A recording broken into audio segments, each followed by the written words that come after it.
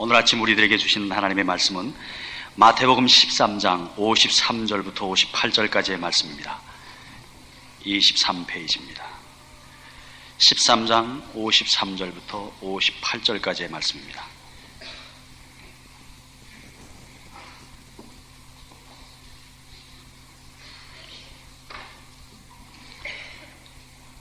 (53절부터) 봉독하겠습니다.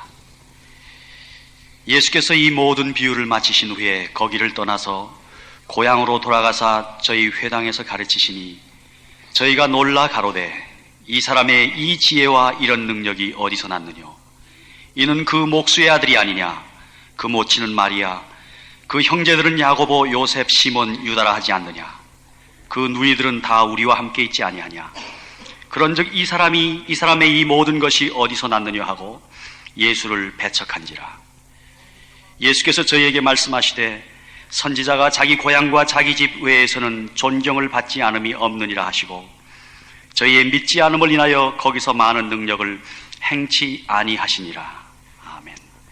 본문의 말씀을 가지고 고향에서 배척받으시는 예수 그리스도, 한 목사님께서 말씀하시겠습니다.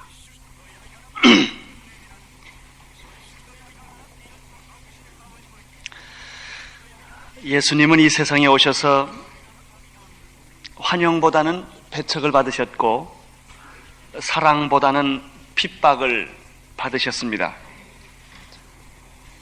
마태복음 11장에서부터 이미 우리는 예수님은 반대와 배척을 받기 시작한 그런 모습들을 보았습니다. 그리고 결국 사람들 속에 있었던 이 질투와 미움은 드디어 예수님을 십자가에 처형시키는 데까지 끌고 갑니다. 예수님께서 천국 비유를 말씀하셨는데 이 천국 비유는 바로 이런 배척하는 분위기, 예수님을 대적하는 이런 분위기 속에서 이 천국 비유가 전개되고 있습니다. 예수님께서 이 천국 비유를 다 마치셨을 때 그는 거기를 떠나서 고향으로 발걸음을 옮기십니다. 그 내용이 오늘 성경 말씀에 기록되어 있습니다. 53절과 54절을 보겠습니다. 예수께서 이 모든 비유를 마치신 후에 거기를 떠나서 고향으로 돌아가사 저희 회당에서 가르치시니, 거기까지 보겠습니다. 환영받는 분위기 속에서 이야기하는 것은 쉽습니다. 박수를 쳐주고 기대하는 분위기 속에서, 예컨대 여러분은 지금 저를 환영하고 있습니다. 제 설교를 기대하고 있습니다. 이런 분위기 속에서는 설교하기가 참 쉽습니다. 그러나 이해되지 않고 의심하는 가운데서 진리를 설명하는 것은 참 어렵습니다. 그래서 예수님은 천국 복음을 조심스럽게 설명하신 것입니다. 너희들에게는 이 진리를 아는 것이 허락되어 있지만은 저들에게는 허락되어 있지 않다고 하신 말씀이 그런 뜻입니다. 예수께서 모든 비유를 마치시고 거기를 떠나서 고향으로 돌아가셨다라는 말입니다.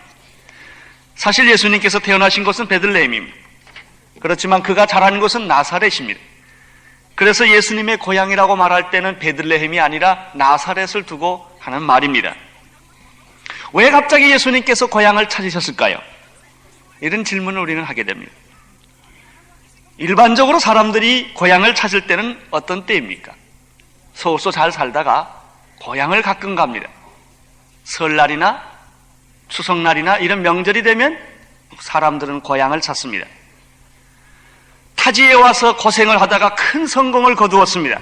그때 사람들은 고향을 찾아보고 싶어 합니다.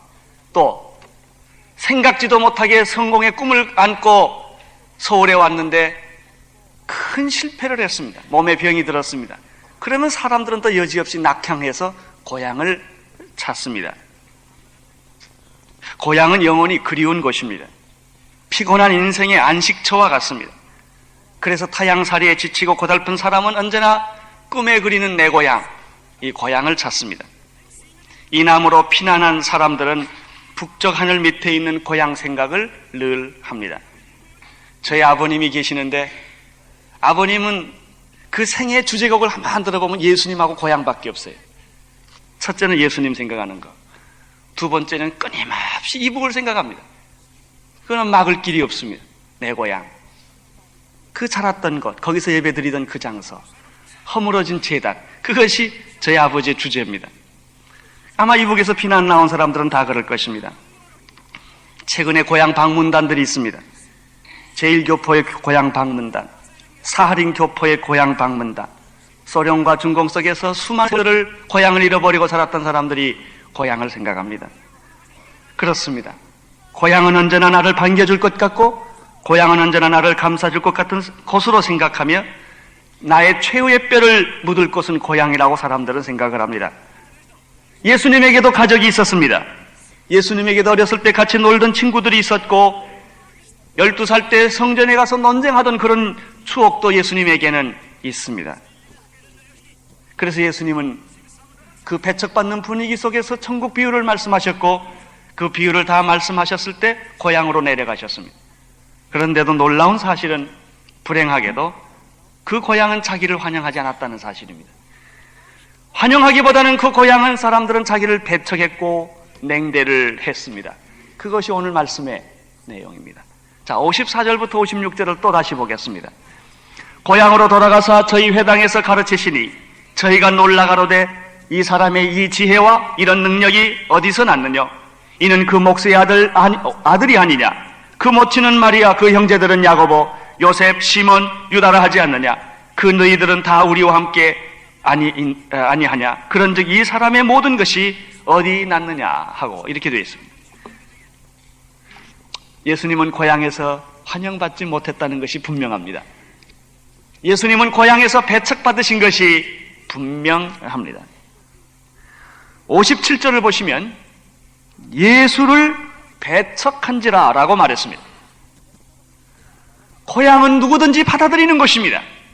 원수라도 받아들이는 것이 고향입니다. 그러나 고향은 예수를 배척했습니다. 우리는 이 말씀을 좀 더 생각해보기 전에 중요한 사실 하나를 여기서 발견하게 됩니다. 그것은 예수님이 고향 방문한 이유입니다. 왜 예수님이 고향을 방문했는가? 오늘 성경에 보니까 그 해답이 있는 것을 보게 됩니다. 고향으로 돌아가사 저희 회당에서 뭐라고 그랬습니까? 가르치시니. 나사렛 동네의 형편으로 볼 때는 아마 여기 나타난 회당은 하나밖에 없는 그런 회당일 것입니다. 예수님의 고향 방문의 목적은 가족을 찾아보는 것도 아닙니다. 동네 친구들이나 어른들을 만나기 위해서도 아닙니다. 추억의 장소를 찾아보기 위해서도 아니었습니다. 위로받기 위해서 간 것도 아니었습니다. 오늘 성경에 보면은 예수님께서 천국 비유를 마치시고 거기를 떠나서 고향으로 내려가신 이유는 회당에서 가르치시기 위해서였습니다. 예수님의 관심은 천국 복음을 내 고향 사람들에게도 전해주어야 되겠다라고 하는 생각입니다. 고향 사람들을 사랑하는 방법이 우리들과 다른 것입니다. 사랑하기 때문에, 정말 사랑하기 때문에 더욱더 말씀을 가르쳐야 되겠다고 하는 생각이 예수님에게 있었던 것을 우리는 이 성경을 통해서 알 수가 있습니다. 마태복음 그 12장 46절 이하, 지난번에 우리가 보았습니다마는 거기에 보면은 예수님의 모친과 동생들이 예수님을 잘 이해하지 못하고 찾아왔습니다. 혹시 예수가 미친 게 아닐까라고 해서 찾아온 일이 있습니다. 이때 예수님께서 사람들이 예수님 어머니와 형제들이 왔습니다라고 말할 때 예수님께서 이렇게 말했습니다. 누가 내 모친이며 내 동생이냐? 방문하시면서 누구든지 하늘에 계신 내 아버지의 뜻대로 행하는 자가 내 형제요 자매요 모친이라 이렇게 말씀하셨습니다. 이렇게 하신 것을 보면 예수님은 분명히 인간의 혈육에 관심이 있었던 것이 아니고 혈육을 무시했다는 것이 아닙니다. 혈육은 중요합니다. 그러나 혈육 자체가 예수님의 목표는 아니었습니다. 하나님의 뜻을 이루는데 그분의 관심이 있으셨습니다. 사실 그렇습니다. 인간에게 필요한 것은 먹을 것과 입을 것과 마실 것이 아닙니다. 이것을 무시하자는 얘기가 아닙니다. 인간의 육신이 중요합니다. 세상에서 잘 살아야 합니다. 건강하게 살아야 합니다. 성공하며 살아야 합니다. 뒤져서는 안 될 것입니다. 우리는 세상에서 잘 살아야 합니다. 그러나 그것이 필요하긴 하지만 그것이 목적은 아닙니다. 예수님의 관심은 먹을 것과 입을 것과 마실 것에 있지 않으셨습니다. 그보다 더 중요한 것, 사람의 영혼에 관한 문제였습니다. 내 영혼. 육신이 잘 되면 무슨 소용이 있느냐? 내 영혼이 못 된다면. 내 영혼이 잘 된 같이 내가 범사에 잘 된다는 말씀이 있습니다. 중요한 것은 육신이 아니라 영혼입니다. 마태복음 4장 4절에 사람이 떡으로만 살 것이 아니요 하나님의 입으로 나오는 모든 말씀으로 살 것이라고 말씀하셨습니다. 요한복음 6장 63절에는 살리는 것은 영이니 육은 무익하니라. 내가 너희에게 이른 말이 영이요 생명이라고 예수님은 말씀하셨습니다. 먹고 마시는 것만이 중요하다면 우리는 짐승과 다를 바가 무엇이 있겠습니까? 잘 입고 잘 살고 잘 먹고 이런 것만이 우리 인생의 전부라고 생각한다면 우리 인생의 가치는 어디 있겠습니까? 가난하고 억울하고 고통스럽고 힘들고 오해를 받는다 할지라도 인간답게 살고 하나님의 자녀답게 살고 영적으로 살 때 그 인간의 진정한 보람과 가치가 있는 것이 아니겠습니까? 예수님은 자기 고향에 내려가셔서 하신 일은 회당에서 가르치시는 일이었다. 그것이 예수님과 고향 관계입니다. 두 번째 생각하고 싶은 것은, 그런데 문제는 이렇게 환영을 받아야 할 고향 사람들, 특별히 나사렛 고향 사람들이 배척한 문제에 대해서 생각을 해보겠습니다. 배척당해 보신 일 있으십니까?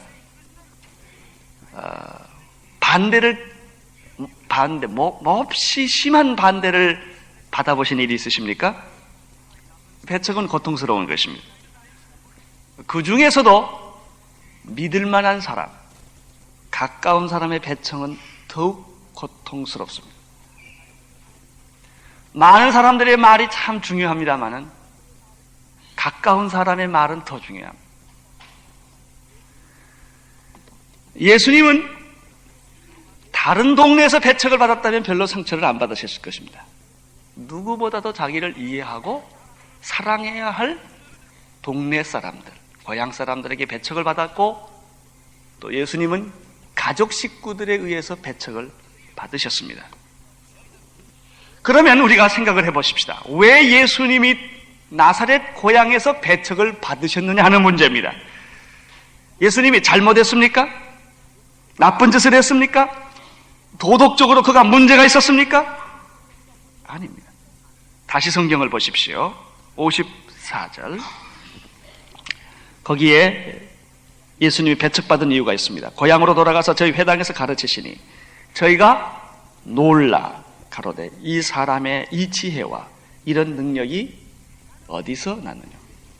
예수님이 배척받은 예수님의 지혜와 예수님의 능력 때문입니다. 문제는 예수님의 가르침이 너무나 지혜롭고 예수님의 가르침이 너무나 능력이 있었던 것입니다. 사실 예수님의 가르침에는 하늘의 지혜도 가득 차 있었습니다. 이것은 세상에 찾아볼 수 없는 지혜였고 사람에게서 발견할 수 없는 초자연적인 그런 예수님만이 가질 수 있는 놀라운 지혜였습니다.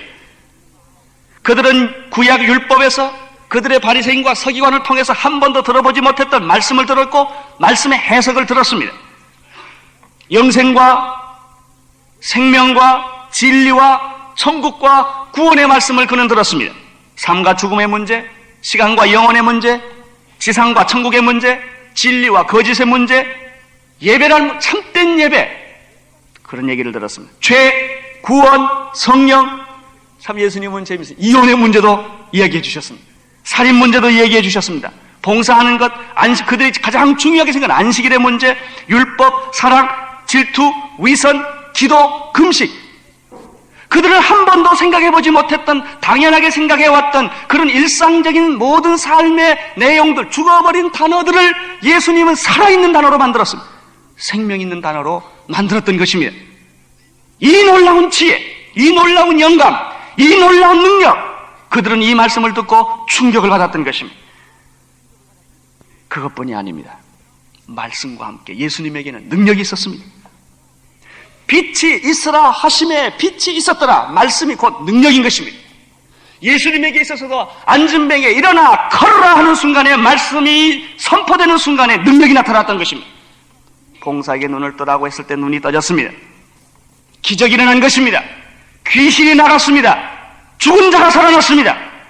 예수님은 말만 하시는 분이 아니었습니다. 능력이 다른 분이었습니다. 뒤따랐습니다. 참 놀라운 일일 것입니다. 나는 늘 이런 장면을 생각합니다. 제가 설교하다가 봉사가 눈을 번쩍 뜨면 얼마나 좋을까. 진짜예요. 제가 설교하는데 그냥 너무너무 충만하게 설교하는데 그냥 안진병이가 벌떡 일어나고 그냥 암이 순간에 사라지고, 그러면 얼마나 좋겠어요. 그렇죠? 그러면 아마 그냥 난리가 날 거예요. 난리.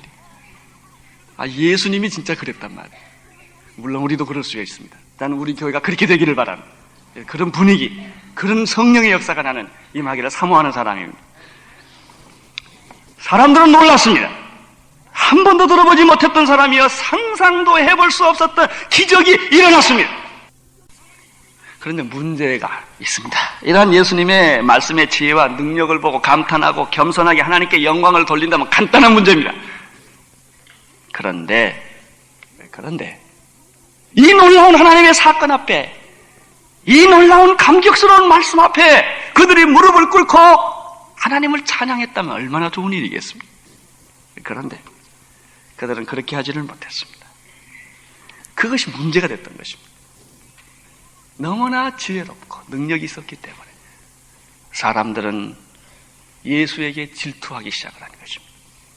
예수에게 시비를 걸기 시작을 한 것입니다. 여기서 저는 이런 걸 하나 배웁니다. 사람이 배척받는 것은 꼭 잘못해서만 배척받는 게 아니다라는 사실입니다. 잘해도 배척받습니다. 잘하기 때문에, 그 사람이 악한 사람이기 때문에 배척받는 것이 아니라 선한 사람이기 때문에 더 배척받을 수가 있어요. 어느 며느리가 있어요. 너무너무 마음이 곱고 착하고 예쁜 며느리. 그래서 미움을 더 받을 수가 있어요. 예수님의 경우는 못해서 미움받은 것이 아니라 너무나 위대하신 하나님이시기 때문에, 그 지혜와 능력이 너무나 크기 때문에 이 사람들의 마음이 질투로 변해버리고 마는 것입니다. 이 사람들이 이처럼 예수를 비판하는 것은 두 가지로 다시 요약할 수 있습니다. 제가 말씀드린 대로 질투입니다. 어떤 사람이 나보다 공부를 잘하고 나보다 출세하고 돈이 많이 벌면 축복하기보다는 그것을 인정하기 싫어하고 심지어는 비판하고 정죄하는 것을 볼 수 있습니다. 특별히 동창이 잘 되면 아주 기분이 나쁩니다. 그래서 이런 말을 합니다. 나 국민학교 때 걔 공부 못했어. 그리고 항상 내 책가방 들고 다녔거든. 근데 어쩌자고 제가 저렇게 됐는지 모르겠다. 그런 말을 합니다.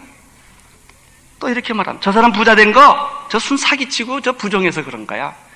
부모 잘 만나서 그렇지 뭐. 인정하고 싶어 하진 않아요. 그 사람이 그만큼 된 데는 이유가 있습니다. 그런데 그거 인정하고 싶지 않아요. 그게 싫은 거예요. 그 사람이 성공한 게 싫은 거예요. 돈 많은 게 싫은 거예요. 그거 다 정치와 아부에서 그런 거지 뭐. 다 이렇게 얘기를 합니다. 그 인간의 마음에 질투예요. 엄밀하게 따져보면 질투입니다. 그것이 그렇게 표현되는 겁니다. 어떤 사람을 보십시오. 그 사람에게 분명히 장점이 있는데 꼭 단점만 들어 얘기하는 사람이 있습니다. 잘 되고 있어요. 근데 몇 가지 사람이 실수가 있을 수 있습니다. 그 실수만 계속 파는 사람이 있어요. 틀린 건 아니에요. 근데 그 사람은 이미 부정적인 사람이고 공격적인 사람이고 비판적인 사람으로 변해버린 것입니다. 여러분이 혹시 그런 사람은 아닙니까? 여러분은 좋은 것을 보기보다는 혹시 부정적인 것을 보기를 좋아하지는 않습니까?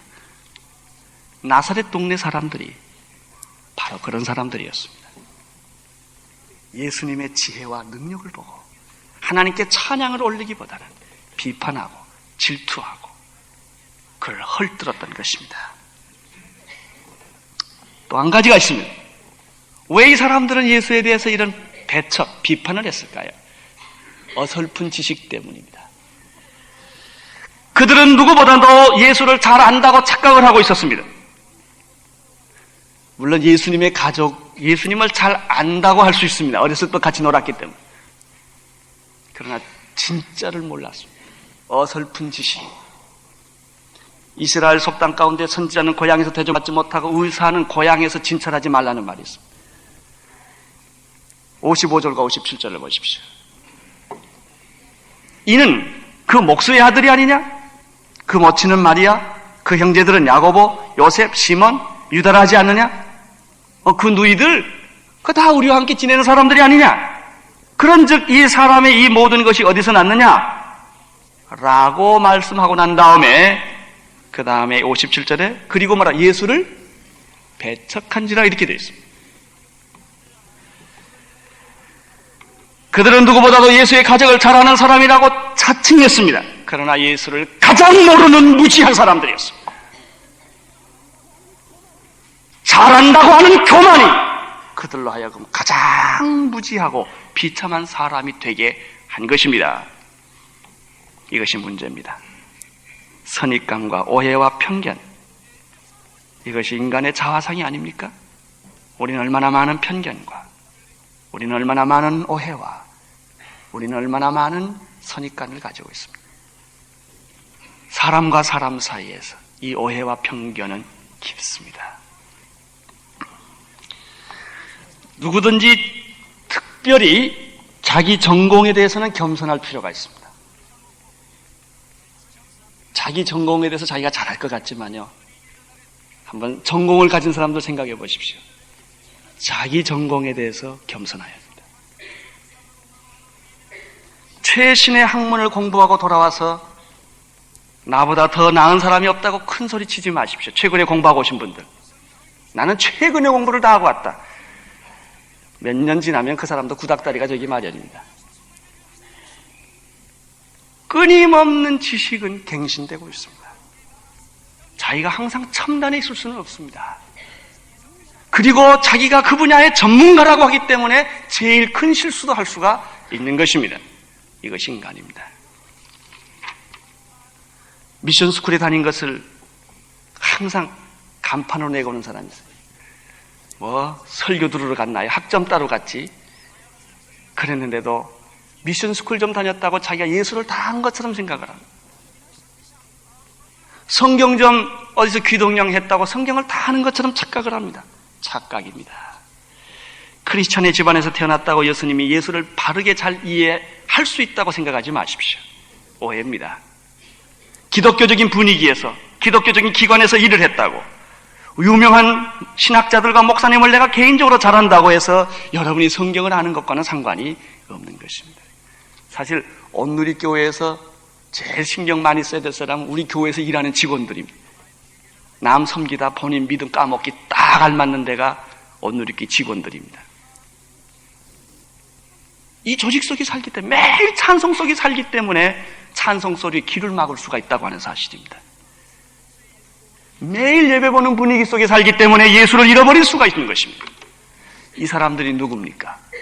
나사렛 동네 예수를 배척한 사람들이었습니다. 57절을 보십시오. 다시 예수를 배척한지라 라는 말이 있는데 그 뜻은 넘어졌다 그런 뜻이며, 배척했다는 말 기분이 상했다라는 뜻이며, 결국 질투와 잘한다고 하는 착각 때문에 생명이신 예수 그리스도를 그들은 놓치고 말았습니다. 언제나 부정적이고 비판하는 사람은 뛰어나고 똑똑해 보입니다만은 실제로 그 사람들은 똑똑한 사람들이 아니라 불행한 사람들이요, 부정적이고 불신앙적인 사람일 뿐입니다. 예수님은 그 당시 속담을 이용하셔서 선지자가 다른 곳에는 환영을 받지만 고향과 집에서는 존경을 받지 못한다고 말씀하시고 다음과 같은 중요한 결론을 우리에게 맺어 주셨습니다. 58절입니다. 같이 읽겠습니다. 저희의 믿지 않음을 인하여 거기서 많은 능력을 행치 아니하셨다. 여기에 놀라운 교훈이 있습니다. 믿지 않으면 능력이 없다라는 예수님 말입니다. 아무리 가까운 사람이라 할지라도 예수 그리스도를 신뢰하고 믿지 않으면 능력은 나타나지 않는다. 예수님이 능력이 없는 것이 아니라 예수님이 능력이 있어도 그 능력을 믿지 않으면 기적은 나타나지 않는다. 다른 데서는 기적을 다 일으켰어도 나사렛 동네에서는 예수님이 기적을 일으키시지 않으셨다. 이러면 얼마나 참 우리가 슬플까요? 예수님이 다른 교회에서는 다 기적을 일으켰는데 온누리교회에서는 기적을 일으키시지 아니하신다. 곤란합니다. 여러분, 이 지상에서 다른 교회에서는 기적이 다 안 일어나도 이 교회에서는 기적이 일어난다. 이거 좋지 않겠습니까? 다른 사람에게는 기적이 안 일어날지라도 여러분에게는 기적이 일어난다. 이게 좋지 않겠습니까? 예수님의 말씀. 믿지 않으니 기적을 일으킬 수가 없다. 능력이란 믿고 신뢰하는 데서 나타나는 것입니다. 내게 능력 주시는 자 안에서 능치 못할 일이 없습니다. 이사야 7장 10절에 보면은 믿지 아니하면 너희는 정령코 굳게 서지 못하리라 그랬어요. 마가복음 9장 23절에 할 수 있거든이 무슨 말이냐? 믿는 자들에게는 능치 못함이 없느니라. 여러분, 예수님이 능력이 있으심을 믿습니까? 그분이 기적을 일으키실 것을 믿습니까? 오늘 찬양 너무너무 좋은 거죠. 그 이름의 능력, 그 고백의 그 능력을 여러분, 그분의 이름의 능력을 믿습니까? 우리는 예수 이름으로 기도합니다. 예수 이름으로 나갑니다. 그분의 이름의 능력이 있기 때문입니다. 히브리서 13장 8절에는 예수 그리스도는 어제나 오늘이나 영원토록 동일하시다라는 말씀이 있습니다. 2000년 전에 갈릴리에서 예수님이 베푸신 기적은, 과거에 베푸신 기적은 지금 그것을 믿는 자에게 나는 그대로 나타남을 믿습니다. 왜냐하면 예수는 어제나 오늘이나 영원토록 동일하신 분이시기 때문입니다. 여러분, 모세에게 나타났던 출애굽의 기적, 홍해가 갈라지는 기적은 오늘날로 나는 있을 수 있다고 믿습니다. 그것은 그때만 있는 것이 아닙니다. 지금 있을 수 있습니다. 사도행전의 사건은 다시 재현될 수 있습니다. 여러분과 나를 통해서 사도행전 사건은 다시 일어날 수 있습니다. 사도 바울은 다시 태어날 수 있으며 베드로는 다시 태어날 수 있는 것입니다. 이것을 믿느냐는 문제입니다. 예수님은 문둥병을 고쳐주셨습니다. 믿습니까? 나는 오늘 여러분이 그것을 믿기를 바랍니다. 내 몸에 병이 있다 할 것을 믿으시기를 바랍니다. 믿음의 문제입니다. 이것은 의료의 문제가 아닙니다. 믿음의 문제입니다. 내 마음에 이 믿음이 있으면, 홍해가 갈라질 것 같은 믿음이 있으면, 무덤이 갈라질 것 같은 무덤이 있으면 그대로 이루어지는 것입니다. 왜냐하면 예수님에게는 이 능력이 있기 때문입니다. 사랑하는 성도 여러분, 안 된다는 말을 하지 맙시다. 나는 안 돼. 우리 집은 안 돼. 저 사람은 안 돼.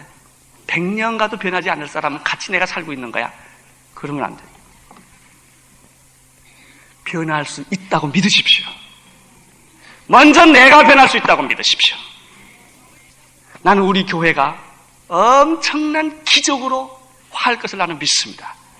그런 믿음을 요즘 내가 갖기 시작을 했습니다. 됩니다.